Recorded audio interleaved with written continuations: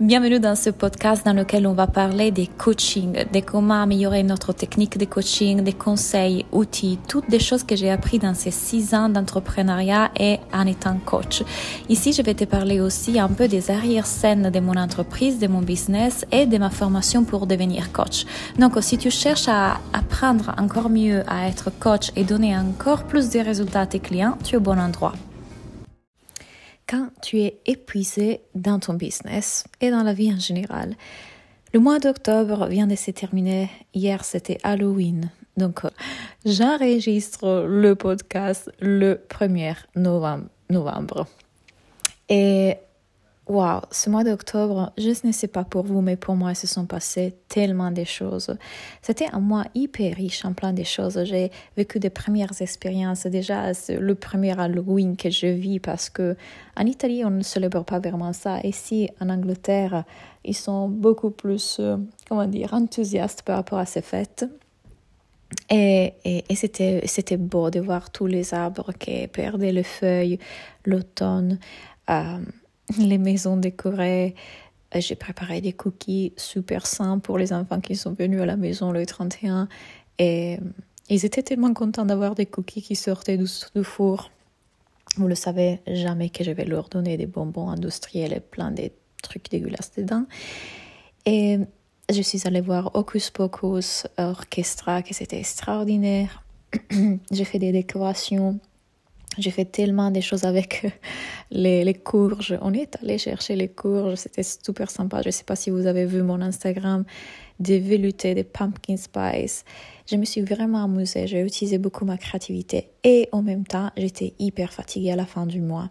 J'ai fait 3 masterclass en octobre. Et moi, je suis le classique type que il y va. Et à la fin, il prend le contre-coup en fait de cette grande fatigue pour avoir trop fait. Parce que quand je suis en fait en joie en vrai. Tout ce que j'ai fait dans mon entreprise, tout ce que en général j'ai fait, le crochet, la déco, ça me plaît. Et donc quand je le fais, ça me pèse pas. Et c'est juste après que mon corps m'a dit t'es vraiment fatiguée. Et je dois avouer que vers la fin du mois, les coachings que j'ai eus étaient vraiment lourds. Un peu parce que mon énergie finalement mes batteries étaient à 0, mais aussi j'ai remarqué que les coachings en général que j'ai fait dans mes programmes étaient assez intenses. Et en ces moments, il y a quelque chose qui se passe à niveau énergétique, à niveau transformateur dans notre société. Comme je vous ai dit dans plusieurs podcasts, je pense qu'il n'y a jamais eu autant de problèmes de santé mentale comme dans notre époque. De plus en plus de personnes sont complètement identifiées à leur passé, à leurs pensées, dans ce stress de devoir toujours devenir la meilleure version de soi, de toujours avoir plus, de toujours faire plus. Parce qu'on est dans une société occidentale qui nous pousse vers ça. Et ce qui est paradoxal, c'est que le développement personnel qui devrait nous aider aussi appuie sur ça, sur toujours faire plus et devenir plus, et la psychologie occidentale aussi.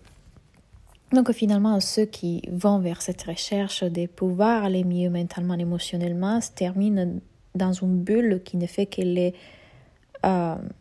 ancrer encore plus dans cette illusion d'être un moi petit fini dans le monde qui doit toujours aller vers cette survie et performance constante et du coup ne vont pas forcément mieux. Aujourd'hui, j'ai 2 programmes en particulier dans lesquels je coach des grands groupes qui sont le chemin de l'éveil, qui est justement pour ces personnes qui sont dans une période d'éveil spirituel et qui veulent faire une quête spirituelle plus profonde comme celle que moi j'ai pu expérimenter, que je continue à expérimenter chaque jour, qui veulent savoir plus sur la non-dualité, qui veulent découvrir le vrai moi derrière leur mental, revenir dans cet espace de paix.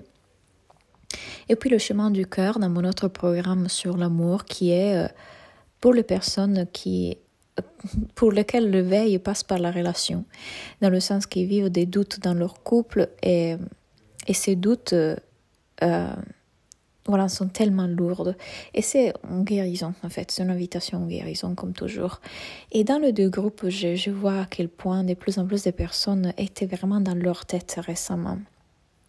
J'adore coacher mes clients et j'adore coacher dans ces groupes, mais comme je vous disais, mes batteries étaient tellement à zéro. Pour qui c'est, peut-être que c'est parce que j'ai vraiment trop fait avec les 3 masterclass, les différents groupes à gérer, les différents voyages à Londres, bref. Et du coup, voilà. Ce qui est extraordinaire, c'est que mes clients qui sont formés par moi dans la formation pour devenir coach ont pu prendre le relais dans mes programmes. Et du coup, j'ai pris une semaine complètement off. En gros, oui, une semaine complètement off, dans laquelle mes clients, mes coachés formés par moi à ma méthode pour Soulful Coach, pour devenir coach, ont pu coacher à ma place. Et je suis tellement fière d'eux, d'avoir fait ça. Et c'est quelque chose que, pour les personnes inscrites au Coach Lab, que c'est mon offre dans laquelle je vous aide dans votre business après la formation pour devenir coach, je donne la possibilité de coacher dans mes programmes et d'être payée et rémunérée pour ça. C'est un avantage en fait d'être formée par moi aussi. Bref, du coup, je sais que je ne suis pas la seule à avoir eu ce coup de barre et vraiment cette grosse fatigue. Et je venais ici pour vous raconter un peu ça et comment je l'ai vécu, et à la fois pour vous rappeler qu'il y a un grand changement profond qui s'est fait en ce moment. Et il y a un grand éveil qui s'est fait. Beaucoup d'entre nous sont en train de se sentir si fatigués aussi, parce que plus on guérit, plus notre système nerveux guérit, plus en fait on passe d'être constamment dans une survie et dans une surcharge et constamment dans sa tête à un calme, à un ralentir, et le corps doit s'adapter à ça, et le corps est en train de guérir, et le corps demandera de ralentir, et c'est parfait. Beaucoup d'entre vous sont en train de vivre ça, beaucoup d'entre vous vivent un éveil spirituel. Comment savoir si vous vivez un éveil spirituel? Si vous sentez que votre vie d'avant ne vous correspond plus, si vous ne savez plus qui vous êtes, qu'est-ce que vous voulez, si vous vous sentez perdu, si il y a une perte de sens aussi dans votre business, si les choses ne sont pas encore claires dans votre tête, vous savez que ce n'est pas comme avant, mais vous ne savez pas comment c'est non plus pour l'après. Vous ne savez pas le concrétiser, y mettre des mots. Voilà, c'est une sorte de perte d'essence générale. C'est un éveil spirituel. Et un éveil spirituel souvent vient avec une nuit noire de l'âme. Donc, les symptômes sont ceux que je viens de décrire. Et si vous voulez être accompagné dans ça, si vous voulez justement faire ces grands travaux de libération pour trouver le vrai vous derrière ça, venez dans le chemin de l'éveil, parce que c'est exactement ce dont on parle souvent. Et voilà, pour moi, cette dernière, j'ai envie de dire 2 semaines, bon, il y a eu mes règles, donc vous le savez, quand on a un changement hormonal, un changement dans notre alimentation, dans notre sommeil, différentes choses qui peuvent être là, nos pensées aussi sont impactées par ça. Donc j'ai pu observer qu'effectivement tout ça a impacté mes pensées, et j'étais tout simplement un peu plus dans ma tête. Ce qui est très différent par rapport à comment j'étais dans ma tête avant, parce qu'avant ça pouvait aller avec des réactions et des résistances et tout ça. Cette fois, puisque je suis de plus en plus centrée à l'intérieur de moi, ça s'est passé différemment. Donc il y a eu moins de résistance à ce qui était là. Il y a eu aussi des grandes émotions qui étaient là, que j'ai vécues, que j'ai pu exprimer, que j'ai pu laisser être là, mais sans résistance, sans les juger, sans les rejeter, sans vouloir que ça soit différent. Je suis de plus en plus détachée de vouloir constamment être bien, de vouloir constamment être en joie, de vouloir constamment ressentir une émotion positive. Je fais plus de distinction entre positive ou négative, c'est juste des émotions, et la vie me permettra de les vivre, de les laisser émerger constamment. C'est hors de mon contrôle et je n'ai plus peur de ça. Et quand on n'a plus peur de la souffrance ou de la douleur, et qu'on laisse que ce qui est là soit là sans la narrative du mental, la vie circule plus simplement. Donc ce n'est pas qu'on revient en paix plus facilement, mais c'est que la paix reste toujours derrière. On ne la perd pas. Et donc on sait que même si en surface c'est ça qui est en train de se faire, dedans il y a un calme. Est-ce que ça vous arrive de savoir que oui, il y a de l'agitation dans la surface de cet océan, mais dans l'eau profonde de cet océan, il y a toujours un calme et un silence. Et c'est comme ça que je l'ai un peu vécu.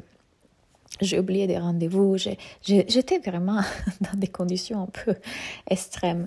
J'ai pris soin de mon énergie. Je sais que parfois j'ai besoin de faire des soins énergétiques et dans ce cas-là, voilà, je fais des soins énergétiques dans lequel on a trouvé du mauvais œil, de la jalousie. Et ça, c'est quelque chose que je vous recommande quand même d'avoir une hygiène énergétique dans votre entreprise et pour vous-même. Par exemple, je fais souvent des douches avec du sel, je fais des protections énergétiques. Tout simplement parce que, voilà, on est de plus en plus exposé dans les réseaux sociaux, de plus en plus de personnes nous regardent, c'est normal, c'est la vie de coach. Et puis oui, on est en contact avec beaucoup de personnes et leur énergie, n'est-ce pas? Donc voilà pourquoi j'ai demandé à mes clients de prendre le relais dans ma formation, dans mes programmes à coacher à ma place pour que je puisse ralentir et déconnecter et prendre soin de mon énergie. Et c'est super que j'aille un business qui me donne autant de temps, autant de liberté. Et ça a été à moi, finalement, à niveau chiffre d'affaires, super. On a eu 36 personnes qui ont demandé à rejoindre la formation pour devenir coach, avec qui j'ai eu plusieurs appels de découverte. Ça aussi s'est ajouté à mon agenda les semaines d'avant. Voilà, on a eu plein de personnes qui ont rejoint le chemin de l'éveil. Plein de personnes qui ont rejoint le chemin du cœur. Donc vraiment, il y a eu plein de choses positives à niveau abondance sur plein de plans dans mon business.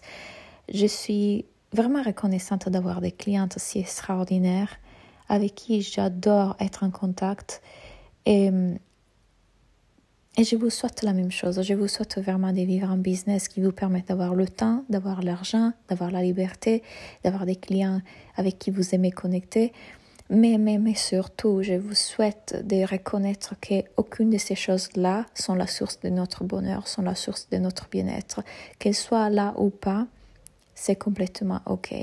Quand on lâche cet attachement à avoir absolument ça, les choses peuvent se faire tranquillement et plus facilement. Et on sera OK avec ce qui est là, tout en sachant qu'il y aura toujours une énergie à l'intérieur de nous qui va de façon naturelle vers ce qui est plus juste pour notre bien-être. En tout cas, si en ce moment vous êtes en train de vivre un moment difficile à niveau énergétique, ou vous vous sentez fatigué, ou si vous sentez que vous êtes perdu, sachez que c'est normal. C'est assez général, je le vois dans tous mes coachings. Et laissez que ça s'efface. Laissez que cette pluie vous nettoie. Laissez que cette météo soit là. Et si vous voulez être accompagné dans ça, pour retrouver de la clarté, pour mettre des mots sur ce que votre mental est en train de faire, pour retrouver du sens dans votre vie, absolument venez dans le chemin de l'éveil. Je peux vous accompagner parce que je l'ai vécu aussi et je sais qu'est-ce que ça veut dire.